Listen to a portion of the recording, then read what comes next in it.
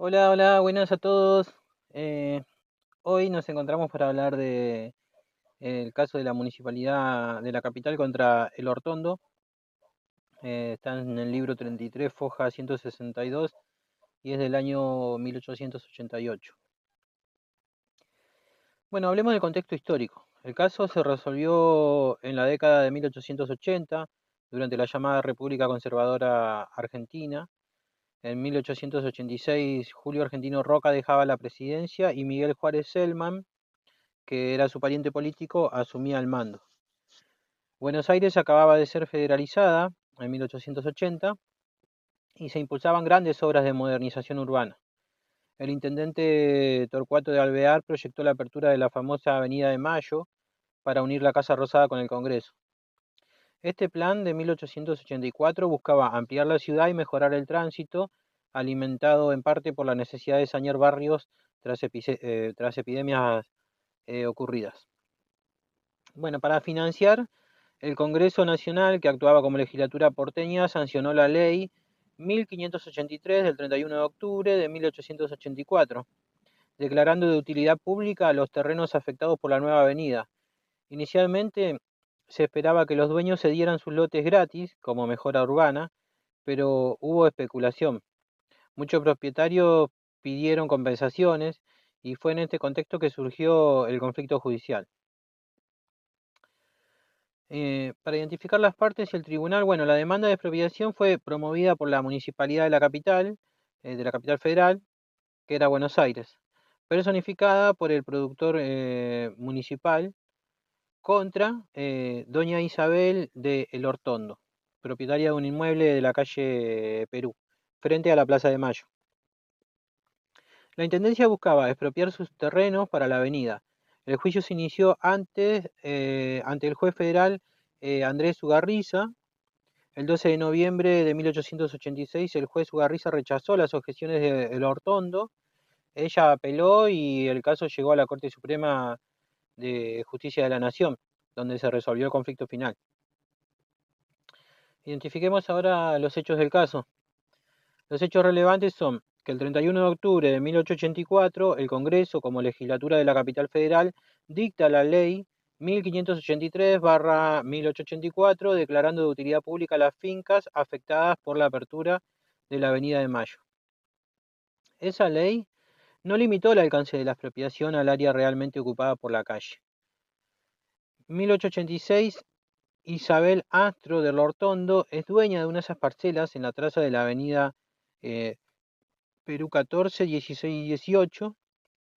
Ella aceptaba ceder la franja estrictamente necesaria para abrir la calle, pero se negó a entregar toda su propiedad, porque el resto no sería usado en la obra. Bueno, el procurador municipal demanda la expropiación total de su finca.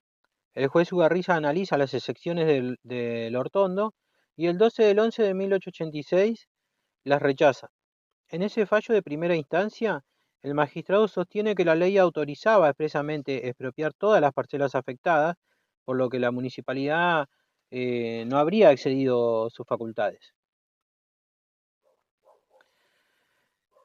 Bueno, después viene la apelación y la sentencia. ¿Sí?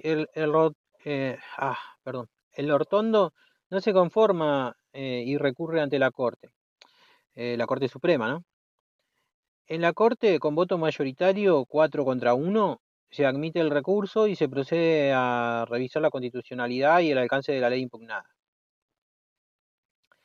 En cuanto al derecho y las normas en conflicto, hay que decir que se enfrenta el derecho de propiedad privada con el interés público, el de utilidad pública, ¿no? Del Estado. Bueno, en concreto, el artículo 17 de la Constitución, que establece que la propiedad es inviolable y que nadie puede ser privado de ella, sino en virtud de sentencia fundada en ley, con indemnización previa, y también permite expresamente la expropiación por causa de utilidad pública, pero siempre con esos requisitos. También el artículo 28 de la Constitución, que prohíbe que el Congreso altere la Constitución con leyes comunes. En la práctica esto significa que el Poder Legislativo no puede suplantar ni restringir la esencia de la garantía de propiedad al declarar obras de utilidad pública. También la ley 1583/1884, que en su artículo 5 definía expropiables las fincas y terrenos que resulten afectados por la apertura de la expresada avenida, y esa redacción no precisaba que solo se ocuparía la porción indispensable del terreno para la calle, sino que autorizaba tomar las parcelas completas señaladas. Bueno, después el principio de legalidad y justicia. El caso también remite al deber de los jueces de aplicar y eventualmente controlar las leyes, como señaló la Corte. Es elemento esencial del sistema constitucional que los tribunales comparen las leyes con la Carta Magna y se abstengan de aplicarlas si son contrarias. Bueno, ¿cuáles son las razones de la Corte? Bueno, la Corte Suprema, después de escuchar al Procurador General Eduardo Costa, que proponía confirmar la sentencia inferior, analizó los límites del poder expropiatorio. En los considerandos destacaron que nadie discutió la utilidad pública de la avenida ni la existencia de la ley. La controversia era si la ley autorizaba expropiar más de lo necesario. En primer lugar, recordaron que el artículo 17 de la Constitución Nacional consagra la inviolabilidad de la propiedad. Esto significa que el Estado solo puede privar a alguien de su bien mediante la ley y con indemnización. Después invocaron el artículo 28 de la Constitución Nacional para subrayar que el Congreso no puede disponer arbitrariamente de la propiedad privada más allá de lo previsto constitucionalmente. Con esto en mente, la Corte afirmó que el derecho de expropiación, tal como la Constitución lo permite, no se extiende a nada más que autorizar la ocupación de aquella parte de la propiedad privada que sea indispensable a la ejecución de la obra. En otras palabras, solo se puede expropiar lo estrictamente necesario para el fin público. Para ilustrar, los jueces consideraron la hipótesis contraria de que la ley permitiera expropiar sin límites, y eso convertiría el procedimiento en una fuente ordinaria de ingresos estatales y alteraría las reglas fiscales básicas. También repararon en los debates previos a la ley, notaron que había motivaciones especulativas de obtener ganancias con la venta de los terrenos sobrantes, es decir, obligar a ceder más terreno del indispensable buscaba un beneficio financiero para la municipalidad y no un verdadero último trozo que era necesario para la obra. Bueno, entonces, para la resolución del fallo, ¿sí? En uso de estas consideraciones, la Corte Suprema revocó la sentencia de primera instancia, declaró inconstitucional la ley en la parte en que autorizaba expropiar terrenos que no eran indispensables. En concreto, ordenó que la expropiación se limitara a la parte necesaria y que haya materialmente de ocupar eh, con la avenida. Por lo tanto, no procedía a expropiar la finca del Hortondo en su totalidad, sino únicamente la franja mínima imprescindible para la nueva calle. El procedimiento judicial de expropiación quedó así acotado, ¿no? Solo la parte del terreno efectivamente usada para la Avenida de Mayo podía ser tomada por el Estado, pagando obviamente la indemnización correspondiente.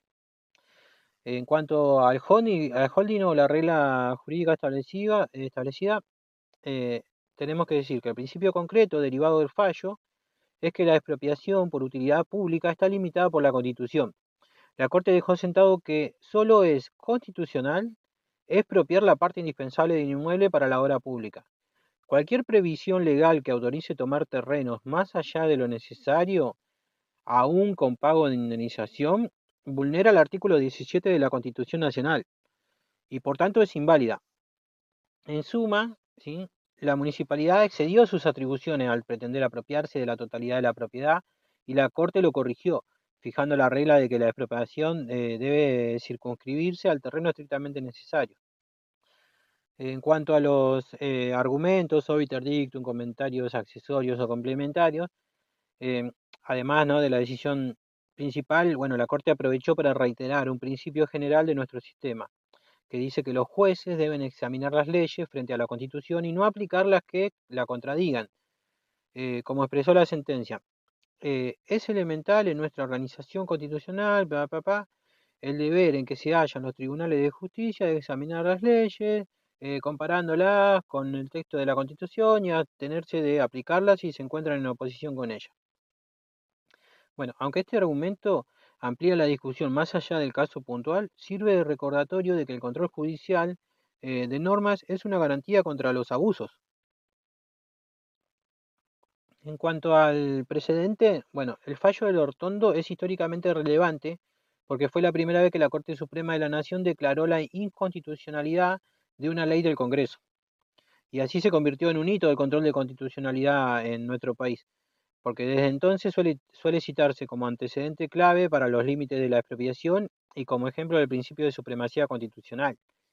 En el futuro, múltiples sentencias retomaron esa doctrina de que el poder expropiador del Estado no es ilimitado, y en síntesis el caso de Municipalidad de la Capital contra el Hortondo sentó una jurisprudencia fundamental, porque afirmó el derecho de los particulares a conservar su propiedad más allá de lo estrictamente afectado por el bien público, y confirmó que los jueces tienen que velar por el fiel cumplimiento de la Constitución. Bueno, espero que esto les haya servido y nos estamos encontrando en la próxima.